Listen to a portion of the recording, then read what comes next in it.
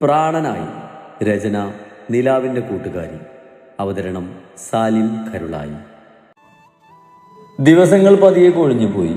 കുഞ്ഞിപ്പെണ്ണ ദിവസങ്ങളിലൊക്കെ മിത്രയെ ശരിക്കും നക്ഷത്രം നിൽക്കുന്നുണ്ടായിരുന്നു. രാത്രിയായാൽ കരഞ്ഞു വിളിച്ച് കുഞ്ഞ് ആരെയും ഉറങ്ങാൻ സമ്മതിക്കില്ല. എല്ലാവരും വന്ന് മാറി മാറി എടുത്തുകൊണ്ട് നടക്കും.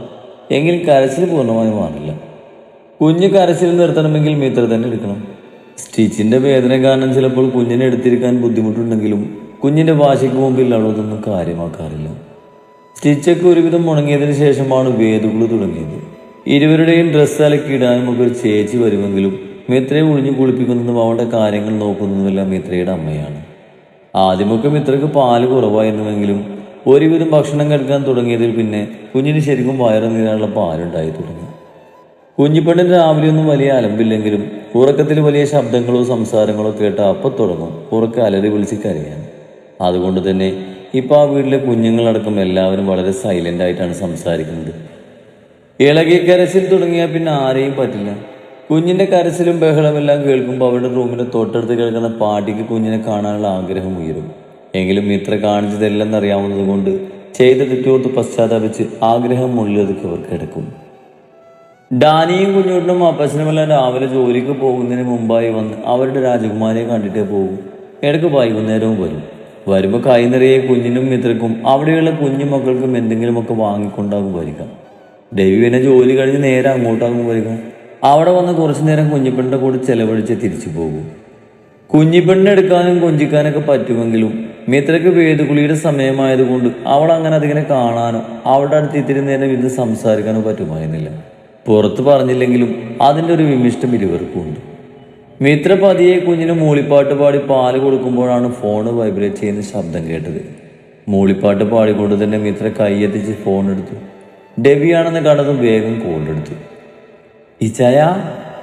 കോളെടുത്ത ഉടനെ തന്നെ ഡെബിയുടെ ശബ്ദം കേൾക്കാൻ പറ്റിയ സന്തോഷത്തിൽ മിത്ര പതിയെ നീട്ടി വിളിച്ചു. ദേവ, ഉറക്കായിരുന്നോ? അല്ല ചായ. എൻ്റെ കൊച്ചൻ തേടി. ഈ ചായൻ്റെ കൊച്ചൻ്റെ മടിയിലുണ്ട്, പാല് കുടിക്കുക. കുഞ്ഞിനെ പേടിച്ച് പതിയെ പതുങ്ങിയാണ് അവളുടെ സംസാരം. അപ്പോഴേക്കും മിത്ര മൂളിപ്പാട്ട് നിർത്തിയത് കൊണ്ട് കുഞ്ഞിപ്പെണ്ണ് പാല് കുടിക്കുന്നതിനിടയിൽ സ്വയം മൂളാൻ തുടങ്ങിയിരുന്നു. ഫോണിലൂടെ കുഞ്ഞിൻ്റെ ആ ശബ്ദം കേട്ട് ഡെവിയുടെ അതരങ്ങൾ മനോഹരമായി വിരിഞ്ഞു. ദേവ, നീ എന്നതിലും കഴിച്ചോ? ഇല്ല ചായ. അതെന്താ ഇത്ര സമയമായിട്ടും കഴിക്കാത്തത്? ഉറങ്ങിപ്പോയി ചായ. പിന്നെ വാവ എണീറ്റപ്പോഴാണ് ഞാൻ എണീക്കുന്നത്.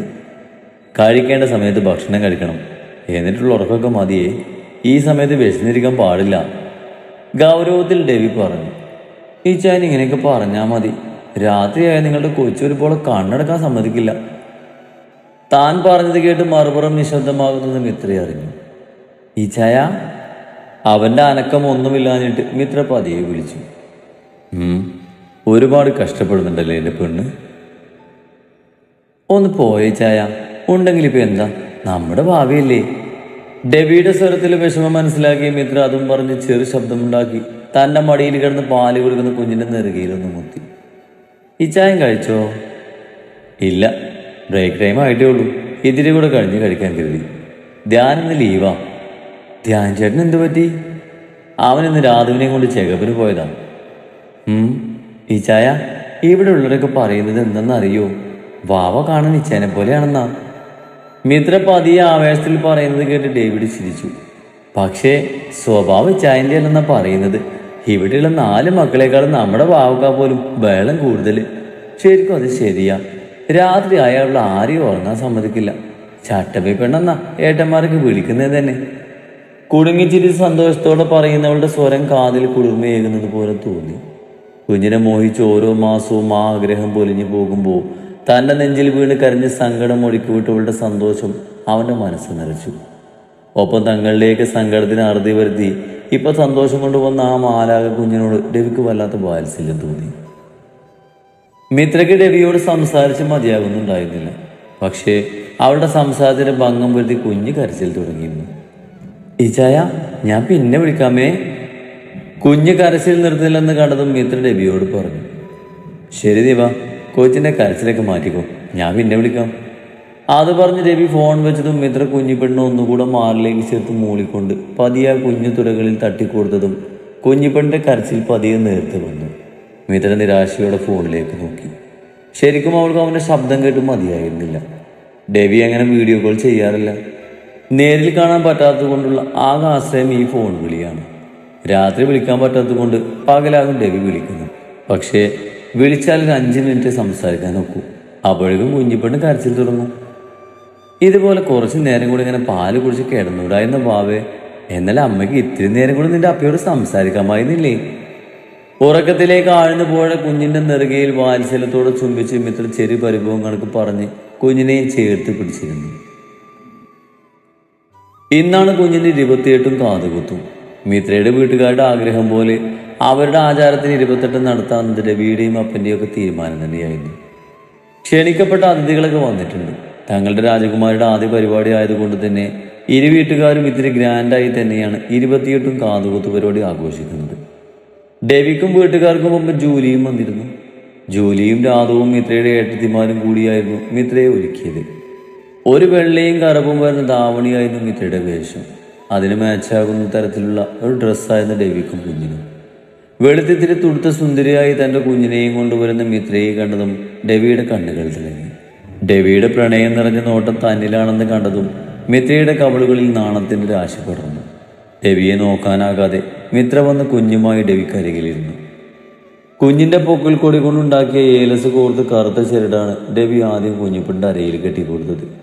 അത് കഴിഞ്ഞതും ഐസക്ക് നീട്ടിയ പൊന്നരഞ്ഞാണം വാങ്ങി കുഞ്ഞിന്റെ അരയിൽ കെട്ടിക്കൊടുത്ത ആ കുഞ്ഞു ഉള്ളംകാലിൽ ചുംബിച്ചതും ഡെവിയുടെ മീശയും താടിയും ഏറ്റതുപോലെ മിത്രയുടെ കയ്യിൽ കിടന്നുറങ്ങുന്ന കുഞ്ഞിപ്പെണ്ണെന്ന് ചിണുങ്ങി.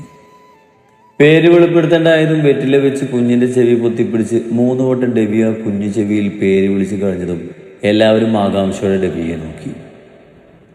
നക്ഷത്ര, ഇസബെല്ല, ഡേവിഡ്. ഡേവിഡ് എല്ലാവരും കേൾക്കെ ഇത്തിരി ഉറക്കെ പറഞ്ഞു. കൊള്ളാം, അപ്പൊ നെച്ചെന്നാണ് കുഞ്ഞിന്റെ നിക്നെയിം? വിടർന്ന കണ്ണോടെ ജൂലി ചോദിച്ചതും ഡെവി ചിരിയോടെ മിത്രയെ നോക്കി.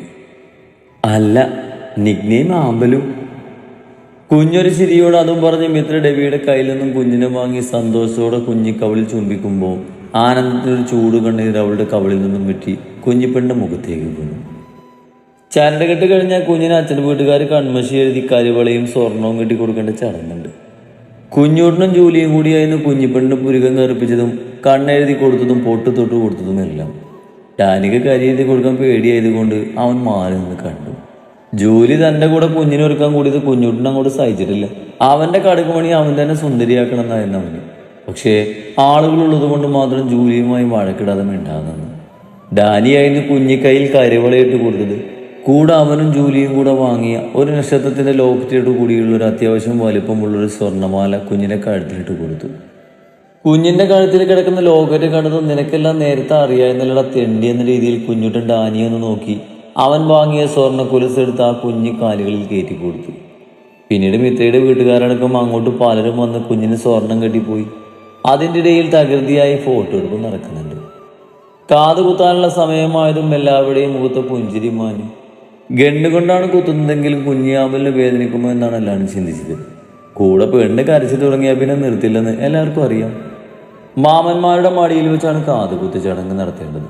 അതുകൊണ്ട് ദീക്ഷിതും ദേവനുമായിരുന്നു കുഞ്ഞിനെയും പിടിച്ചിരുന്നത്. കുഞ്ഞിന് കാതുകുത്തി തൽക്കാലം ചെറിയൊരു വെള്ളക്കല്ലിനെ സ്റ്റെഡായിരുന്നു കുഞ്ഞിന്റെ കാതിലിട്ടത്.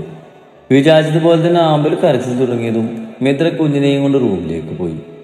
കാതുകുത്തലോട് കൂടി ചടങ്ങ് കഴിഞ്ഞത് കൊണ്ട് തന്നെ വിഭവസമൃദ്ധമായ സദ്യയും വിളമ്പി തുടങ്ങിയിരുന്നു.